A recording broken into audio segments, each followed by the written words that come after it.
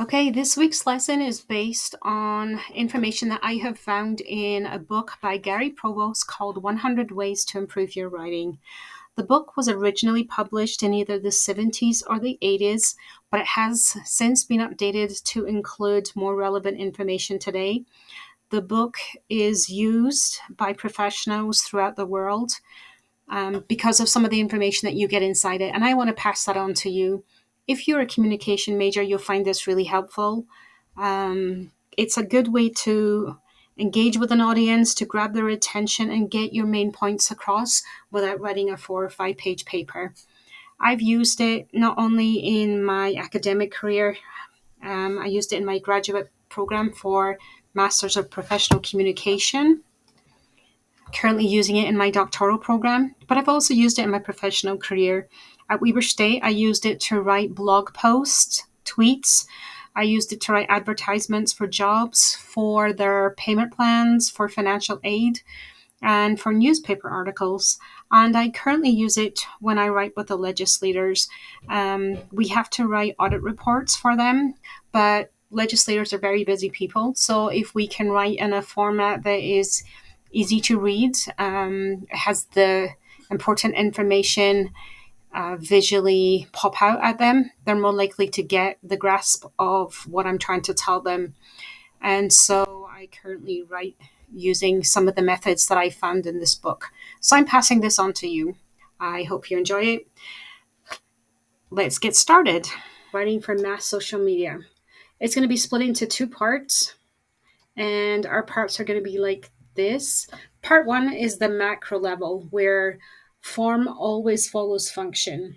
What I mean by that, if you think about it, if you look at the Salt Lake Library, beautiful building to look at from the outside, beautiful walls of windows, but they have received a lot of complaints that when the sun is shining, you can't read books in front of you when you are on the side where the sun is shining in. So they allowed form to take precedent over function. And so there's a lot of parts in the Salt Lake Library that cannot be utilized when the sun is shining, unfortunately. So that is all about part 1. Part 2 is more on a micro level, where we're going to focus on less is more when it comes to writing. I know in academic world you want to try and write as much as you can, or they'll give you a certain letter, but we're going to do it the opposite way. Okay. So part 1, form follows function. I'm showing you these 2 pictures side by side. They don't look that pretty. The one on the left is just simply a bear watching tower in Alaska. It's very functional. There's simply a ladder goes up to the top. There is an enclosed lookout area so that you can be protected from the elements. Very functional, not very aesthetically pleasing. The one on the right is a pipeline that was installed in Croatia. They wanted to hide it to make it more aesthetically pleasing. So they encompassed it in concrete. They added these girders and they started the project to make it more pleasing to the eye. They went through an extra $3 million and then decided it wasn't worth the expense. And not only that, but the additional weight was actually eroding the soil, and it was causing the canal that is right in front of the water point. It was damaging the enclaves on that. So that's one where they tried to put form before function, and they actually stopped midway and realized that they were being dumb. So what we're going to do is look at our writing, and we are going to try and remember that form will always follow function. Here's As we look at form following function, your appearance reflects the purpose of your writing. Think about it this way. We have 2 pictures here, very different looking buildings, both in the United Kingdom. The first is a relic from one of our castles. The second is, of course, Big Ben, which is down in London. If you look at it, the castle is very functional. It has hidden staircases, and the staircases are cylindrical, so it makes it hard for the enemies to attack. But it's not very aesthetically pleasing. Big Ben, on the other hand, was built to be a landmark in London to show the opulence and the greatness of the British Empire. And its appearance does reflect the purpose of that. It is still a stunningly beautiful building. If you're ever in London, I highly recommend it. You go visit it. Okay, so just like buildings and architecture, your writing is designed to fit the specific needs of your audience. So before you even begin to write, you need to think about who you're writing to. If you don't know the specific person, then at least get an idea of what your audience is going to look like. I want to give you an example here. Look at this email. A lot of information in this email. If this came through my inbox, it would give me a headache, and I'd be more than likely to put it aside and think about it at a later time. And then it would get lost because new emails would come in and I'd all of a sudden forget about that. Do you feel the same way? Doesn't matter how important that information is, the way that this email is written is going to make it very difficult to read.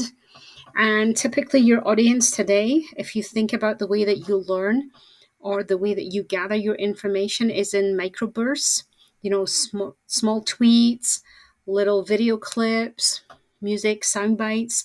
You expect your information to be readily available at your fingertips. The way that you read is no different today. So this email, unfortunately, we just get lost in the maze.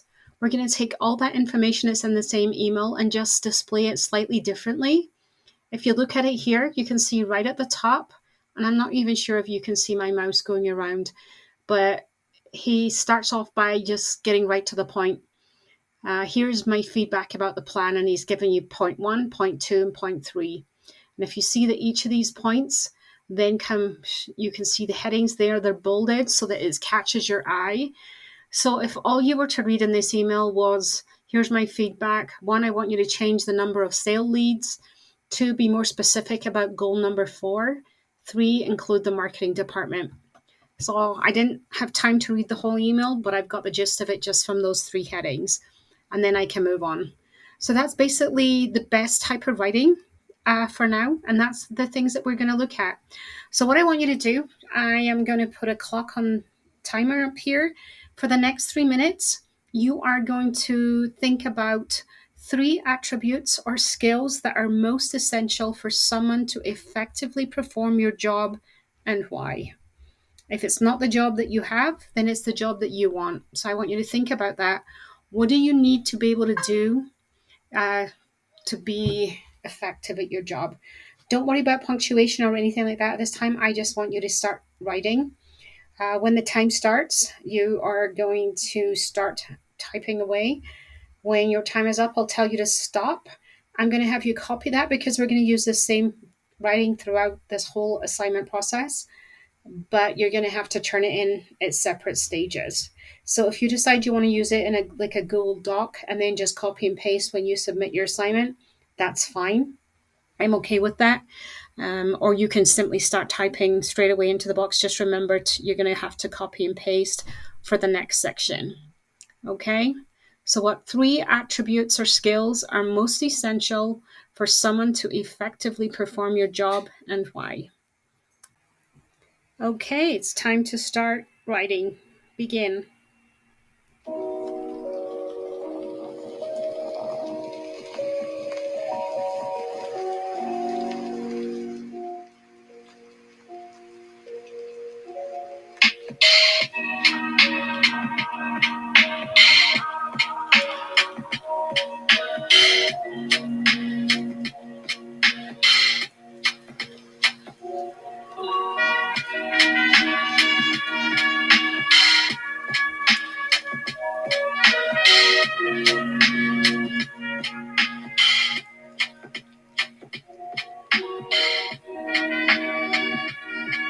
Remember, don't think too much about your grammar or punctuation. Just get writing.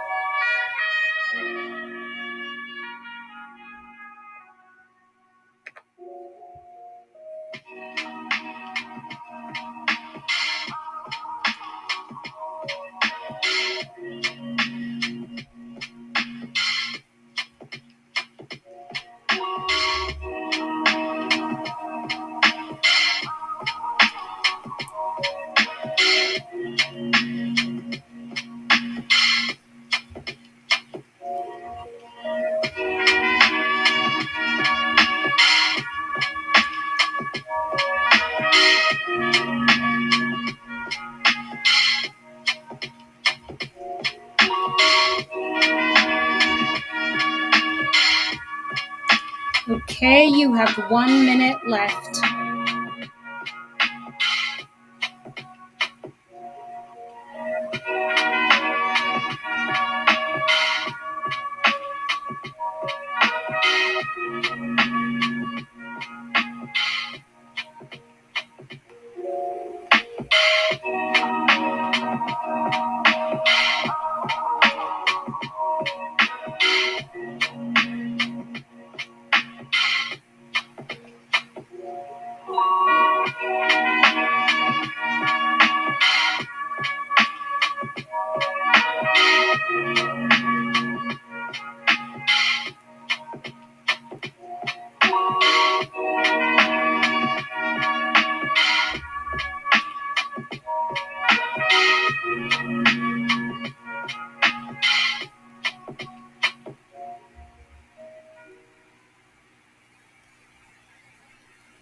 Okay, your time is up. Stop typing. Okay, what I want you to do is take whatever you wrote for those 3 minutes, copy and paste it, add it into the text box below and hit submit. And you are done with part 1 of this week's assignment. You are going to use the same writing throughout this week. So when you are ready, just hit next at the bottom and we will continue on with the next part of this assignment.